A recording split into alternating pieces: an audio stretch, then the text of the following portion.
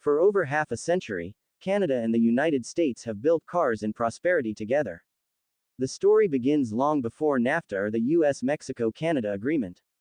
Canada's automotive history stretches back to the early 20th century. Welcome viewers to my channel. Please subscribe, like my video and turn on notifications so you don't miss our next update. By 1904, Canadian factories were assembling vehicles domestically, and by the 1920s, Canada had become the world's second largest auto producer. These early successes laid the foundation for a sophisticated manufacturing sector that would one day integrate seamlessly with its southern neighbor. The 1965 Canada-US Automotive Products Agreement, commonly called the Auto Pact, transformed North American auto manufacturing.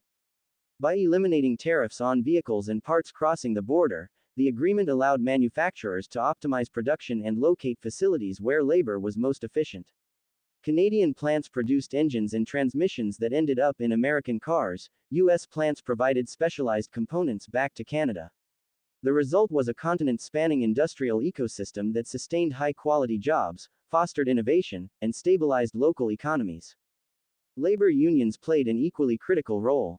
Organizations such as UNAFOR in Canada and the United Auto Workers, UAW, in the United States fought for decades to improve wages, working conditions, and job security. Collective bargaining became a cornerstone of the industry, creating a standard of living that allowed workers to buy homes, send their children to college, and contribute to thriving communities. Canadian and American autoworkers shared more than just factories, they shared struggles, victories, and a vision for a prosperous middle class. Yet today, that relationship is under unprecedented stress. Tariffs imposed by the U.S. government, often justified as protective measures or national security strategies, are creating uncertainty and economic damage. These tariffs are not only hurting Canadian workers, they are also undermining jobs in the United States, threatening the integrated supply chains that have historically benefited both nations. Trade agreements like NAFTA and later USMCA were designed to promote economic growth across North America. But their implementation has had uneven consequences. While some sectors flourished, others suffered dramatic losses. Factories closed, jobs moved to lower-cost regions, and communities that depended on auto manufacturing faced sharp economic decline. In Canada, the effects have been particularly severe. According to UNAFOR's analysis of Ward's automotive industry data, Canada's share of North American vehicle production has fallen from 13% to just 9% over the past decade. In the United States, the decline has been smaller, from 68% to 66%, but Canada is being hit harder and faster. This trend is not accidental. Global automakers increasingly offshore production to countries with cheaper labor or more lenient environmental standards. Canada, despite its high-quality workforce and sophisticated manufacturing infrastructure, has been losing ground in the race to attract investment. At the same time, the U.S. has seen some reshoring of production, particularly with EV components, but this has not been sufficient to offset losses in traditional auto segments. The principle is straightforward. Automakers that sell vehicles in North America should manufacture them here. In 2024, Canada purchased approximately 2 million vehicles, yet produced far fewer domestically. This creates a trade imbalance that affects jobs, tax revenue, and economic stability. Build where you sell is not merely a slogan, it is a practical principle essential to sustaining middle-class livelihoods in both countries. The threat and imposition of tariffs by the U.S. have had immediate and tangible effects. Canadian manufacturers, facing new costs and uncertainty, have delayed or paused production investments. Stellantis, for example, halted retooling at the Brampton assembly plant in Ontario, delaying the production of the next-generation Jeep Compass. This decision affected suppliers across the U.S., highlighting the deep interdependence of North American supply chains. The impact is not confined to Canada.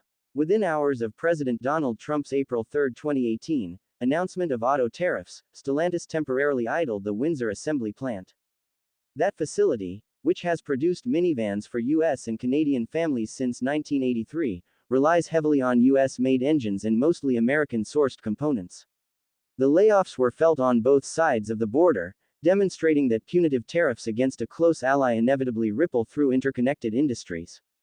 These tariffs have disrupted investment, delayed new product launches, and forced automakers to reconsider the viability of Canadian production. The long-term consequences could be severe, threatening jobs, wages, and the broader economic stability of communities across both countries. The Brampton assembly plant has been a cornerstone of Canada's auto industry for decades. Producing models like the Jeep Compass, the plant relies on a tightly integrated supply chain that spans both countries. Tariffs on non-US content increased costs for the plant, forcing delays in retooling and production.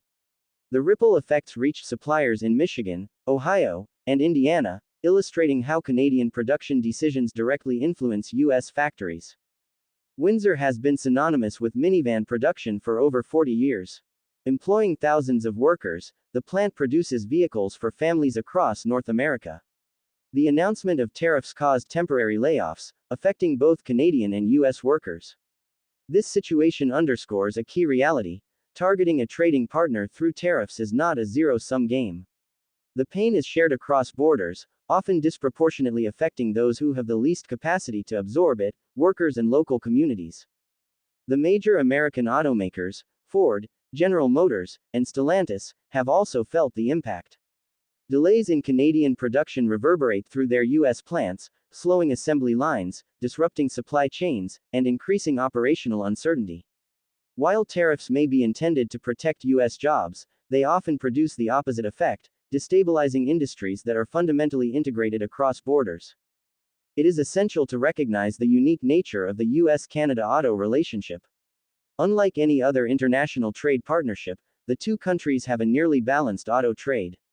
Canada exports approximately $72 billion CAD in vehicles and parts to the United States and imports roughly $77 billion CAD in return. Both countries have strong labor unions and high wages, reflecting decades of collective bargaining. This partnership has enabled North America to respond effectively to global competition. Both nations have defended their markets from the influx of Chinese electric vehicles, working together to ensure that North American manufacturers remain competitive. The integrated supply chains, shared standards, and aligned economic interests make tariffs against Canada particularly damaging, as they threaten an ally rather than an adversary. Canadian and American autoworkers have shared experiences of layoffs, plant closures, and job insecurity. While political debates frame Canada and the US as competitors, the reality on the factory floor is quite different. Workers see themselves as part of a shared industrial ecosystem. Consider a hypothetical autoworker in Brampton. She assembles Jeep Compass units using engines sourced from Toledo, Ohio. When tariffs delay production, her hours are cut, and suppliers in Ohio also face reduced demand. Both she and her US counterpart are adversely affected, yet public discourse often miscasts them as rivals. Unions, including UNAFOR and the UAW, have repeatedly emphasized that attacking each other is counterproductive. The real threat comes from offshore competition, weak labor protections in other countries, and policies that fail to prioritize workers' rights and wages. The solution lies not in confrontation but in cooperation. Trade agreements should be tools to lift all workers, not pit them against one another. NAFTA laid the groundwork for cross-border integration. USMCA has improved labor standards, particularly in Mexico. Yet much more remains to be done. Strengthening trade agreements will allow North America to compete globally, particularly against China, where EV production is surging. Companies like BYD are setting the pace in electric vehicles, and North America risks falling behind if internal divisions weaken its industrial base. The North American auto industry does not exist in isolation. Global competition is fierce. Europe, Japan, South Korea, and China all compete for market share, technological leadership, and manufacturing investment. Chinese companies, in particular, dominate the EV sector, which is expected to grow exponentially over the next decade. If tariffs and trade disputes continue, North American automakers could lose ground in both traditional vehicles and emerging technologies. Moreover, the rise of EVs presents both opportunities and challenges. While electrification can rejuvenate manufacturing and create new jobs, it also requires massive investments in batteries, software, and charging infrastructure. North America can lead in these areas, but only if policies encourage collaboration rather than punitive measures against trusted